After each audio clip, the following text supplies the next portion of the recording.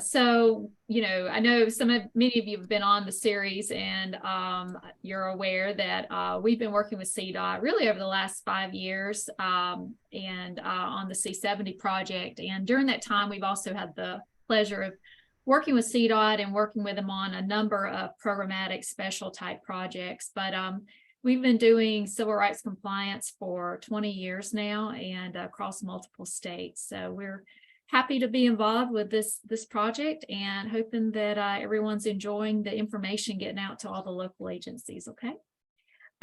So today is part 5 of our summer camp series, and we really hope that you're continuing to build on your civil rights knowledge. And today is all about July reports, which, by the way, is right upon us, right? So our single goal today is to equip you with the tools to conquer July reporting. All right. I think you're going to find it's pretty straightforward reporting, and so comparatively today will be a little bit shorter training than what we've had in the past. So, but let's talk about the ins and outs of that at this time. Okay. Now, the FHWA annual EEO report, which is known as the July report, is required for all federal aid construction contracts, and it provides a survey nationwide of construction workers on the job sites in July. And this is for all construction contracts with active federal aid contracts valued at $10,000 or more, and that are active during the reporting period, meaning July, the month of July. So it's very important that the data is accurate to maintain the federal funding for future CDOT federal aid highway construction projects. Now, the report is based on the contractor's last fully active week in July. So if the contractor did not perform any work during the month of July, and they do not have certified payroll as such, they're not required to submit information for that project. Now, there can be a lot of nuances to that, and we're going to take a little deeper dive into, what is actually the reporting week that they need to be reporting. So hang on to that thought, a little bit more to come. Now, in addition to workers in construction crafts, contractors must also report any additional administrative staff that was dedicated to the project on the certification. And we're going to tell you how to make that happen, okay? So why July? Well, nationwide, July is typically a good weather month, and obviously construction is for the most part going on most everywhere. Everyone's trying to get it in while the weather's really good and while they can. Now, as always, we want to make sure that everyone understands their role and responsibility in the subject area that we're talking about. So what does that look like for July reports? Now, both the prime contractor and the subcontractors will complete the Form 1391 for their own workforce. And we'll show you how then the project engineer, reminder that project engineer stands for oversight in CDOT world, right? Can review the information that's being reported to then determine that all the contractors that were required to report have completed the additional reporting requirements. And then CDOT headquarters compiles the data statewide and then submits it on up to FHWA. Now, to further clarify the prime contractor's responsibilities, again, the prime contractors are required to submit information for their applicable workforces. They are not responsible for submitting subcontractor information, but that being said, the prime contractor is responsible for assuring that any and all subcontractors are aware of and in compliance with reporting requirements. So they do need to be making sure that the subs that are required to report have done so. So what is the reporting period? Well, that is the last full pay period prior to the end of July for which the contractor was active. So again, if a contractor did not perform any work during the month of July and is not required to report certified payrolls, they are not required to report July reporting. So what this means is that the actual reporting period may vary across contractors depending on what their pay period is and when they actually performed work on the project. So let's take a look at some examples on that. Let's say the contractor has a pay period of Monday to Sunday and was physically active on the project July 1st through July 19th. What will be the contractor's reporting period? All right, so the answer is July 17th through July 23rd. Let's say that the contractor has a pay period of Monday to Sunday and their last physically active day on the project was July 2nd. What will be the contractor's reporting period? The answer is the contractor will not report. The contractor has a pay period of Monday to Sunday and their last day of physical activity on the project was July 31st. What will be the contractor's reporting period? The answer is July 24th through July 30th. The contractor has a pay period of Monday to Sunday. While they are still active on the project, due to their scope of work, they didn't have any physical activity on the project during the whole month of July and have reported no work payrolls. What will be the contractor's reporting period for July reports? The answer is none. The contractor was not physically active during the month of July. Now, where is this information reported for the July reports? So the data for July reporting is generated from the certified payrolls that are being reported into the LCP tracker system. The contractor will then log into the system to report any additional information for those non-construction craft positions, such as managers, et cetera, and then certify the 1391 reporting. We're going to take a little deeper dive into that in a minute as well. Now, again, don't worry, because the LCP tracker system actually does a lot of the big lifting for the contractor, assuming that the required payrolls actually got reported on time. So timing is of the essence here. The LCP tracker system is actually dynamic enough that it will find the last full performing work week in July for each individual contractor within the date range entered. So the 1391 and 1392 reports will be a summation of all the individual last performing work weeks submitted by each contractor, which again could be different, right? But the system can't report on a payroll that hasn't been entered. So that means that we need the oversight, I'll refer to as the project engineer, to really pay extra special attention to making sure that those payrolls are being reported timely. Making sure that you're reaching out and submitting any required notices for late payrolls, which I know you all are doing anyway, but we just really need you to have extra special attention during this time so that we're getting the information in and the data can be there and be captured. So who must report? There's really three conditions. One is prime contractors and subcontractors, all tiers, right? That plus are active on a federal aid highway construction project that is valued at $10,000 or greater. So if a subcontractor has a subcontract of $5,000, they're not going to be required to do July reporting, even if they have reported activity on a certified payroll. So who does not report? Professional services that have no Davis-Bacon wage requirements and suppliers.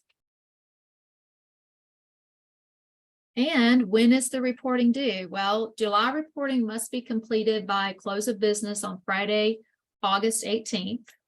Submissions made following this date will not be counted towards the reporting requirements because the data won't be pulled in.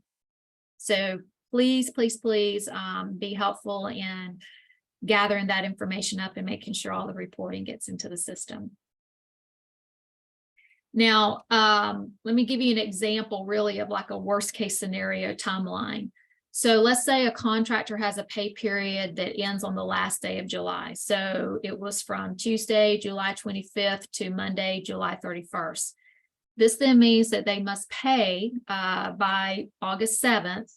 And the payroll submission into the system is due August 14th, and then July reporting is due by August 18th. So you can see that in a worst case scenario timeline like that, you've really only got like a 4-day window for them to go in and then complete the July reporting.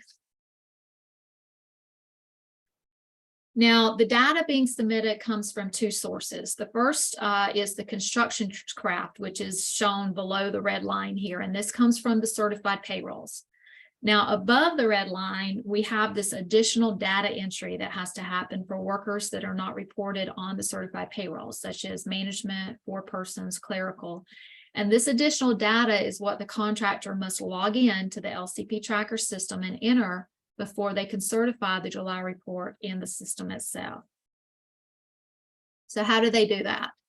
Well, the contractor will begin by logging into LCP Tracker system and going into the payroll records tab. Now, for those of you who are local agency or oversight role, this is from the contractor's view in the system. So you're not going to see this view in any of your drop downs. Okay, this is for the contractor, but it's helpful for you to know how they do that, right? If they have any questions, you can refer back to these slides. So they're going to, in the payroll reports, they're going to click the FHWA 1391 additional data entry button so that they can begin entering that data. Then after selecting the additional data entry tab, the screen's going to show up. And here they're going to select the desired project, the weekend date from the drop-down menus, and then they're going to enter the data for the applicable workforce. Then they're going to also enter their name and their title as the person submitting the information. So only projects that have been marked for FHWA 1391, 1392 reporting by CDOT administration is going to appear in this list. And then it'll use the same date that was used on the last performing pay period that's being submitted for the payroll period. Now, the project engineer, again, the oversight team, as well as actually the prime contractor, has two ways that they can check the status of contractors who have completed their additional data entry. And that's on the 1391 additional data entry status report, as well as the contractor submittal report. Now, to access this, you can go into the reports tab, click under specialty reports, and then click the 1391 additional data entry status report. Again, enter the applicable date range. You'd want to enter for the month of July, and then so that you're capturing everyone and their appropriate period, and then select the desired contractor, project, and the sub to click review the report. Okay. Now, on the contractor submittal report, this is a really useful tool to review the reporting period and see if all CPRs have been certified by the contractor, as well as if FHWA additional data has been submitted. So this report gives you a list of contractors, the dates of the submitted CPRs, as well as missing CPRs. Also tells you if the FHWA additional data entries have been entered by the contractors, as well as whether it's performing or non-performing and how many employees were reported. Okay, so this is a great check, big picture check to see have they gone in and entered the additional data. Now, all employees on a project should have an assigned job category, and we're looking at this, you know, in this additional data entry area. We're talking about officials, managers, employees with management level, again, who have had direct responsibilities on the projects at hand. Supervisors, this is really any and all levels of supervision between management and foreman levels.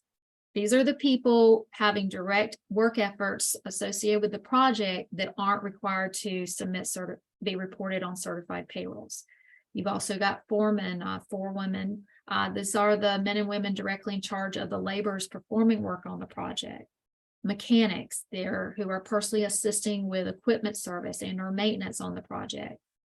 Laborers can be semi-skilled or unskilled. And then others, any other job categories are really to be included in the most appropriate category listed above. You're not going to have an other category to drop them into. You're going to have to figure out where to put them, okay? Now, some other examples of job categories, you've got air tool operators and operators of power pavement saws, form setters. These should be listed as laborers who are semi-skilled. Operators of paint striping trucks are not painters and should be listed as either truck drivers or equipment operators as appropriate, really based on what the majority of their responsibilities entails as to which one you should put them in. Flaggers should be listed as laborers, unskilled. Form builders should be listed as carpenters. Form setters are considered laborers, semi-skilled. Concrete finishers are cement masons, and welders are included in iron workers.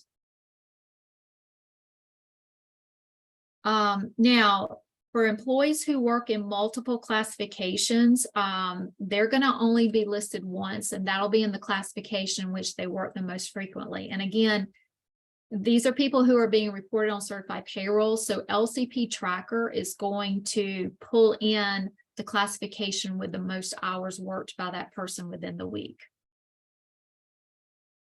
Now, multiple contracts on one project. So if a contractor has more than one contract on the same project, and this happens a lot, they're tiered multiple times perhaps, they will be counted separately. So this means that if one employee works for the contractor on a single project, but on 2 or more separate contracts, that lower tier sub is going to be submitting 2 1391 reports, no different than they submit 2 different sets of certified payrolls.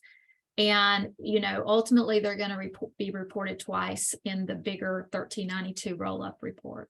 Let's hop over to our questions that may have come in. And I'm going to stop sharing my screen real quick right here. And okay, let's see here. It looks like we've got, first question is, for future years, is the reporting deadline date the 3rd Friday of August?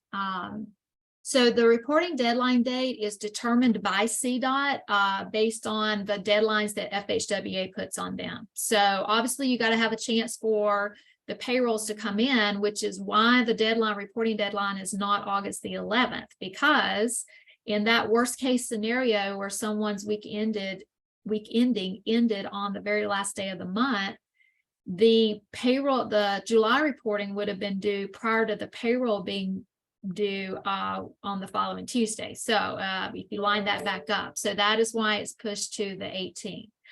But that can change. Really, it is a function of the deadline that FHWA puts on CDOT.